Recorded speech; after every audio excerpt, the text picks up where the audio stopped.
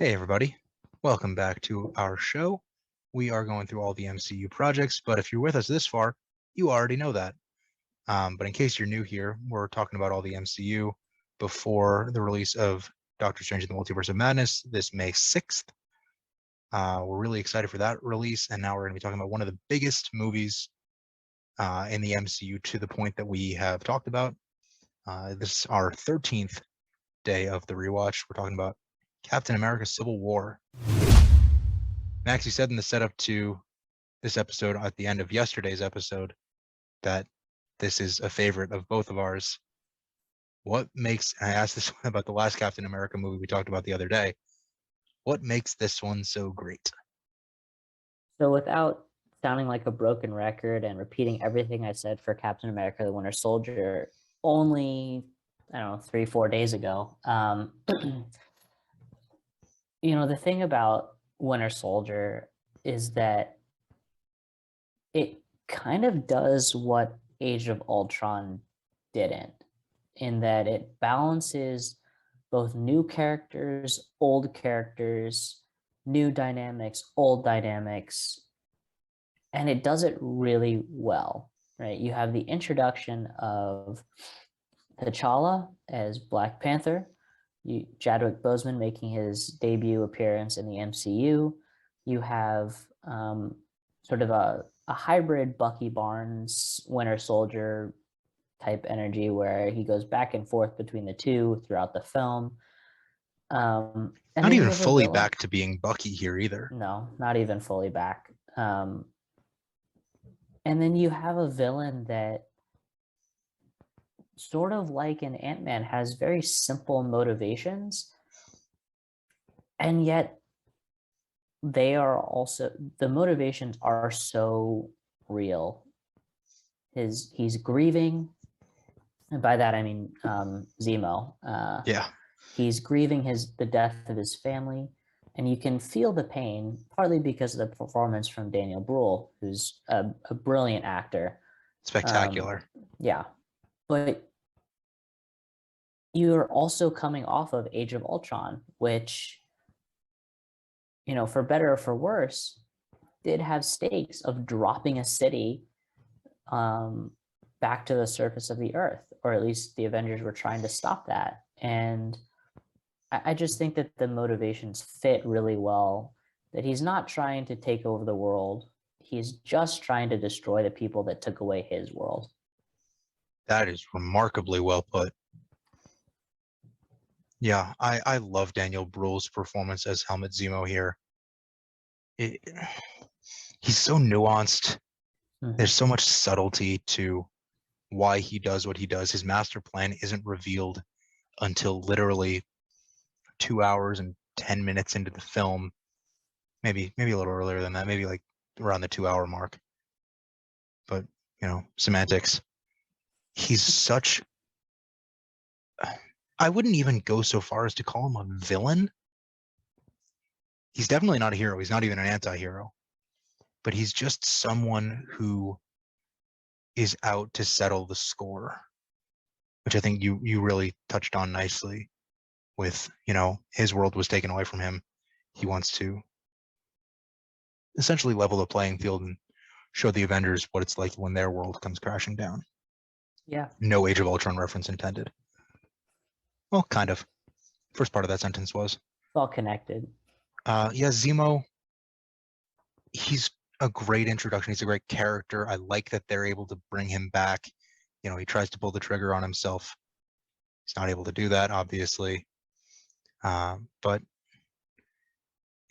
great character introduction. T'Challa. Just, I love Chadwick Boseman. And it's so hard for me to talk about his performances because we won't be seeing any more of them. Obviously, we'll talk about more of them in the next, coming days and weeks for the rewatch. It's not going to be anything new, and that still really hurts. A year and a half later, but his debut as T'Challa is just superb. I think he's still, the character of T'Challa is still trying to hold the weight of being the Black Panther, and then when the weight of being king is thrust upon him, I think that throws him in an entirely different direction. And while it takes some actors like Benedict Cumberbatch in Doctor Strange, which we'll talk about tomorrow, or even, actors like Michael Douglas or Anthony Hopkins, when they're stepping into roles in the MCU for the first time, it takes them a movie or two to settle into their characters. Chadwick Boseman settled into T'Challa on day one in the first take of the first shot. There's not enough good things I can say about his performance as T'Challa in the entire MCU, but in this film, to come in with all of these heroes in a complex narrative, the Avengers are falling apart, and he's off to the side, but then he's right in the middle of it. He does such a great job. And then you've got another great introduction for Tom Holland's Peter Parker. That's Spider-Man in the MCU. This is huge. He plays the kid Peter Parker better than Andrew Garfield, better than Tobey Maguire. I mean, it's not Tobey Maguire's fault he looked 35 when he was trying to play a high schooler. But, Essentially a college student in Spider-Man 2, but I see your point taken.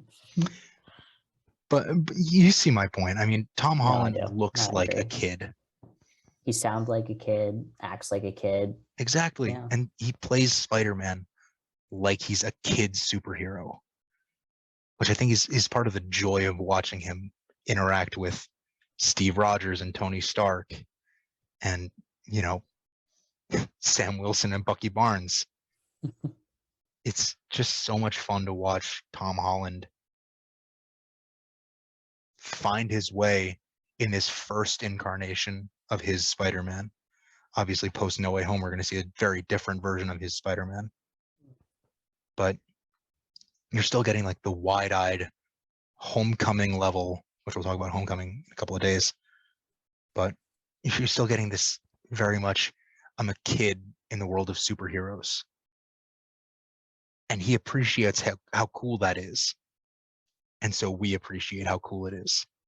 So while this is a Captain America movie and in a sense, an Avengers movie, like Age of Ultron, and you just said this a couple of minutes ago before I started rambling, you've got these new characters that are settling in so well instantly.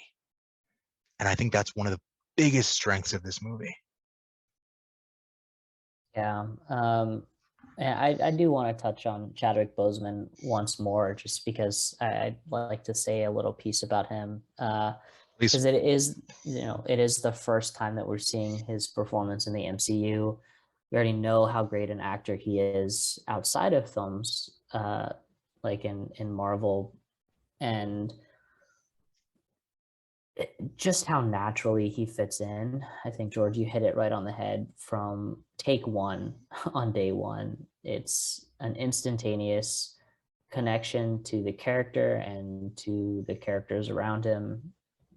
And, he just looks cool doing it too.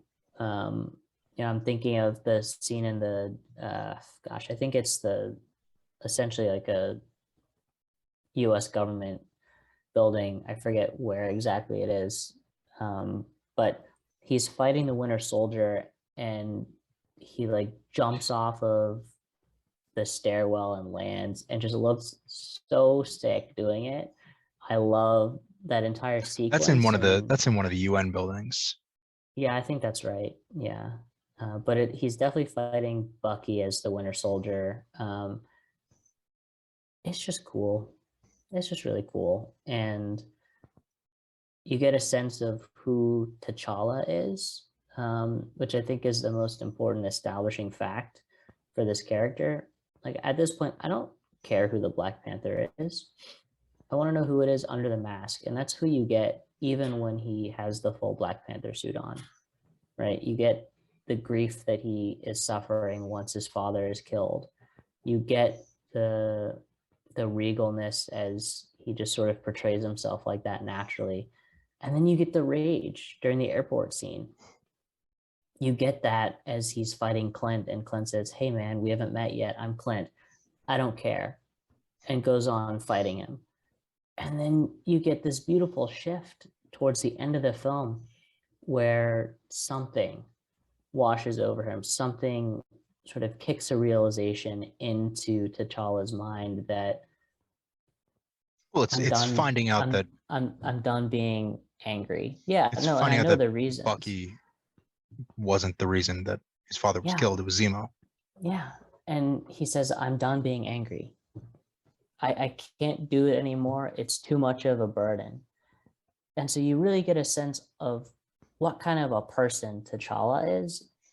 And you get so much more character development than the amount of time that he actually spends on screen. And I think that's the mark of great writing, but it's also the mark of a really, really, really fascinating and intimate performance.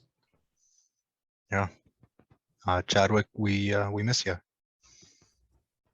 Yeah. And movies, even outside the MCU, aren't the same without you. So I want to talk before we wrap up here about the biggest fan service moment in the MCU to this point beyond the first team up in the Avengers, and that's the airport battle. Mhm. Oh my God, it's one of my favorite scenes. I've seen Civil War more than any other MCU movie. What do you think of this one? It's an iconic scene. I'm gonna cut that cough. Counting back in 3, 2, 1. Yeah, I mean, it's an iconic scene, right? It's in a great location. It's essentially a wide open field that they're working with, and the Russo brothers kind of just said, "All right, we're going to divide you up into 2 teams. Go fight, and we're going to see what happens." And it did not disappoint. It's just an incredible scene, with so many different characters interacting. At some points, it's hard to figure out who is on which side. Obviously they're fighting each other, but to the extent that it's difficult to figure out who's fighting for what reasons, I think that is also the brilliance of the plot of this movie, is that, yeah, you could think about it quickly and say, oh, I'm on Team Cap or I'm on Team Iron Man, but You're wrong if you're not on Team Cap.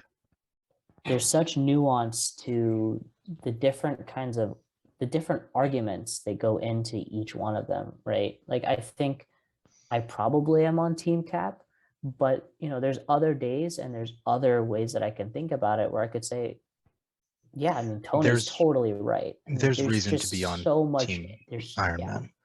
There's so many interesting factors that go into it, and that's on full display during the airport scene.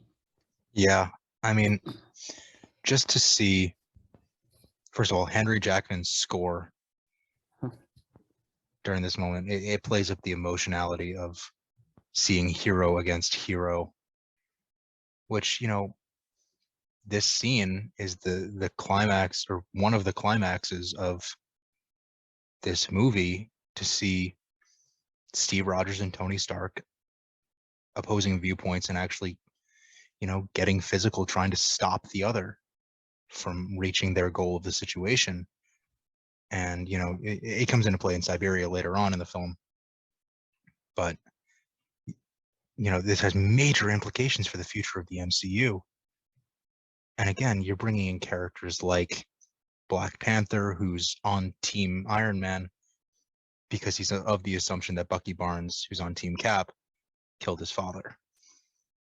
You've got Vision, who sort of shows up halfway through and is on Team Iron Man, I don't know, to balance it out 6 and 6.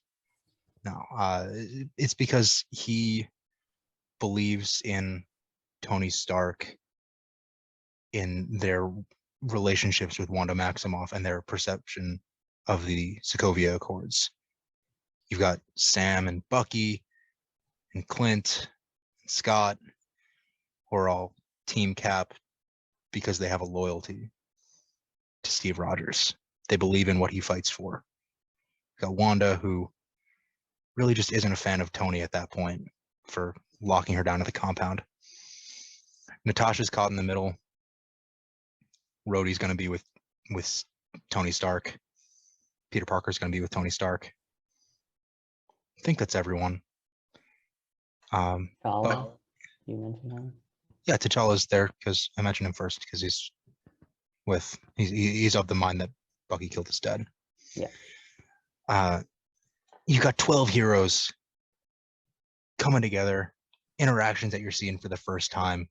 Who would have thought of putting, Spider-Man and Ant-Man, Spider-Man wrapping up Ant-Man's legs? Who would have thought of Like that really old movie? Empire Strikes Back? Yeah. Who would have thought of putting Clint Barton and T'Challa in the same moment where Clint tries to introduce himself? You got quips like Natasha and Clint saying that we're still friends, right? So it's just, there's a way of looking at this scene and saying it's just pure fan service, which it is. It's great for us as fans. But then there's another way of looking at it and saying this is huge for the implications it has on the greater MCU and what stories can come out of this. The Avengers are fractured in Infinity War because of this movie. Yeah, they kind of lost because they didn't come together before going to Wakanda, and this conflict doesn't get resolved for 8 years within the MCU. 8 years. Granted, some of them 8 years, 7 years. Yeah, 7 years. Semantics. Granted, some of them, things happen to them in Infinity War that we'll get into later that throws a wrench into some of those plans, but the implications are massive. It's the Russos knowing where they want to go with the story of the Avengers. Yeah. And this, we said it's a Cap film. It's an Avengers film. Yeah. You're not going to bring in Tony Stark and say this is just a Steve Rogers movie. So let's break it down. Yeah. Like you said, it's a favorite for each of us. What do you got for a ranking and a rating? Yeah, falls just outside the top 5 for me. It's number 6 out of 32. Very strong entry. I mean, I love this film. It's so good. Obviously, yeah, there are flaws, but none that I would point to and say, this ruined the film for me, because clearly it's 6 out of 32, and I'm giving it a 94 out of 100. So really, really well done. And yeah, I mean, it's a great film. It's really good. It's awesome. I'm going to go higher than you. Up until December 17th of 2021, this film was second in the MCU for me. Something happened on December 17th. I won't get into it. That moved this one down to third. So this is number 3 out of 32. And as for my 0 to 100 score, I'm going to put it right where I put the last Captain America film we talked about. It is, one's a higher 97, one's a lower 97. I'm not going to get into decimal points or anything. But yeah, 97 out of 100 for Captain America Civil War. So we're into phase 3 now. We're getting towards, the meat of the MCU. We're getting closer to Infinity War and Endgame. We'll get there. We'll talk about everything leading up to Multiverse of Madness over the next couple of weeks. Until tomorrow, we will talk about Doctor Strange. We will see you tomorrow. Good night. Good night.